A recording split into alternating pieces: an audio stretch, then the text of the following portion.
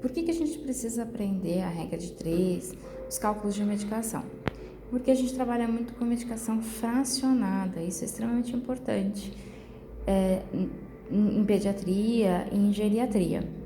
No geral, clínica médica, clínica cirúrgica, a maioria das doses são doses inteiras, então a gente não precisa tomar muito, não utilizamos muita parte de cálculo de fracionamento de medicação. A gente usa muito cálculo de gotejamento, que a gente vai ver um pouco mais para frente, mas em relação ao restante a gente acaba tendo um contexto menor.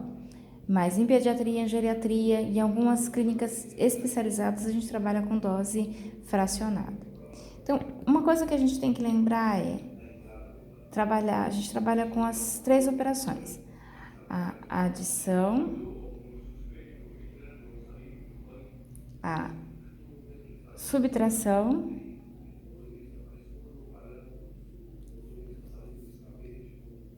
a multiplicação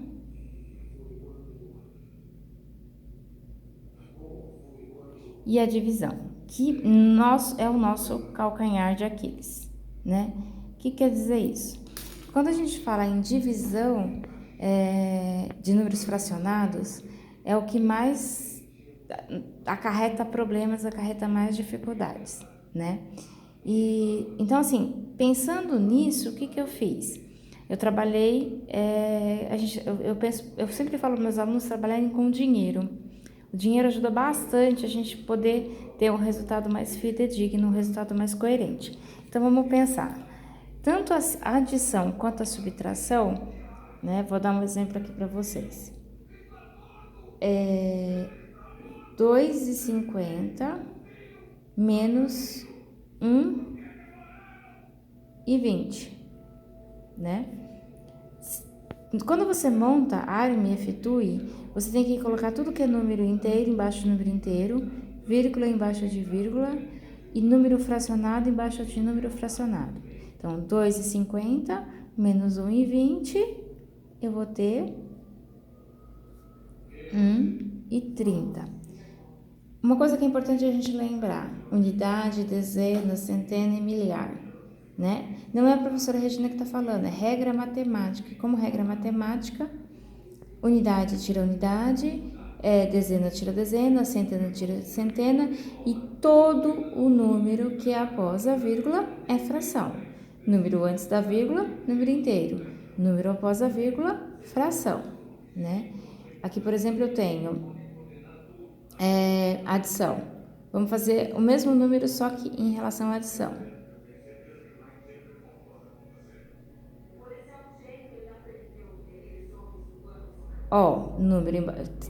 Fração embaixo de fração, número inteiro embaixo de número inteiro, vírgula embaixo de vírgula, tá? Isso quando a gente fala em adição fracionada, tá bom?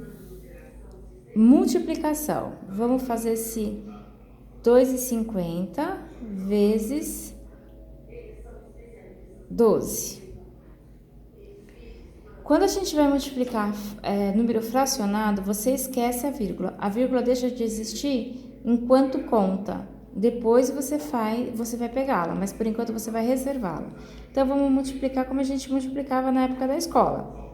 Primeiro o número da direita e depois o número da esquerda. 2 vezes 0, 0. 2 vezes 5, 10.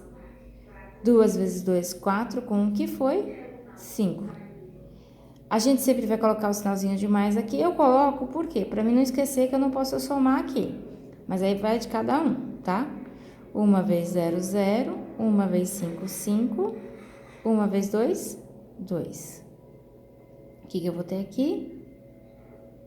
10. Nesse caso, eu vou ter um resultado de 300. Vamos pensar que eu ganho 2,50 por cada doce vendido. Eu vendi 12 doces, eu não vou ganhar 3.000, né? Em hipótese alguma. Como que eu faria isso? Após o término da conta, no caso da multiplicação, eu vou fazer isso aqui, ó. Quantos números existem após a vírgula? Sempre pense isso. Quantos números fracionados? Quantos números após a vírgula?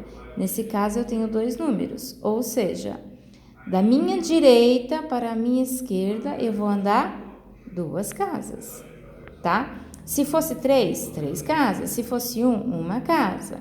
Sempre assim, você faz a multiplicação como número inteiro e ao final, da direita para a esquerda, quantos números você tiver após a vírgula, você vai andar e aí você vai acrescentar a sua vírgula, tá bom?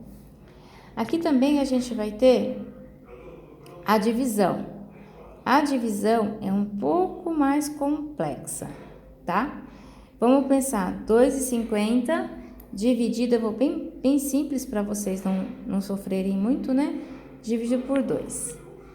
Ó, aqui eu tenho 2 números após a vírgula, 2 números fracionados. Como que eu tenho que proceder? Eu tenho que igualar as casas, tanto da direita quanto da esquerda, dentro da chave ou fora da chave, eu tenho que ter a mesma quantidade de números fracionados de um lado e do outro. Aqui eu tenho 2 números fracionados, aqui eu não tenho nenhum. Então, o que eu vou fazer? Eu vou acrescentar a vírgula e vou colocar 2 zeros. 2 números fracionados, 2 números fracionados. Gente, o que é fração? É todo número que está após a vírgula. É todo número que está à direita da vírgula, tá bom? A partir desse momento, eu já não preciso mais utilizar a vírgula, eu posso zerar. Então, eu já não tenho mais a vírgula aqui e eu já não tenho a vírgula mais aqui. Então, eu não tenho mais 2,50 que divide por 2.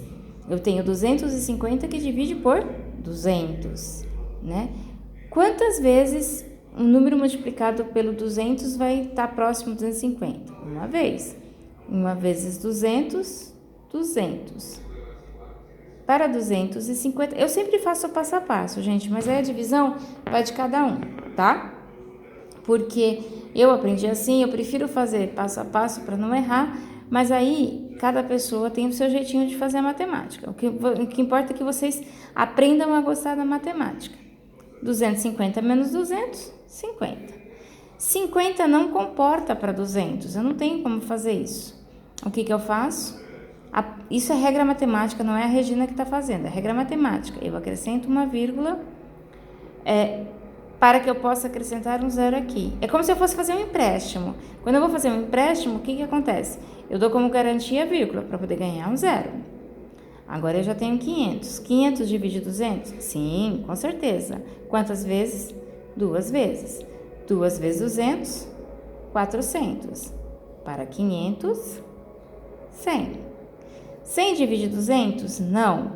A partir do momento que eu deixei essa vírgula aqui, eu posso colocar quantos zeros eu quiser, lembrando que é 1 por vez, tá? Na vertical. Então, eu posso pôr um aqui, ele deixa de ser 100 para ser 1000. E assim por diante, mas eu só posso colocar 1 por vez, tá bom? Quantas vezes 200 cabe em 1000? 5 vezes. 5 vezes 200, 1000. Para 1000, nada. Então, agora, e aí, claro, eu tenho R$ 2,50. Vou dividir para 2 pessoas, cada pessoa vai receber R$ 1,25, tá bom?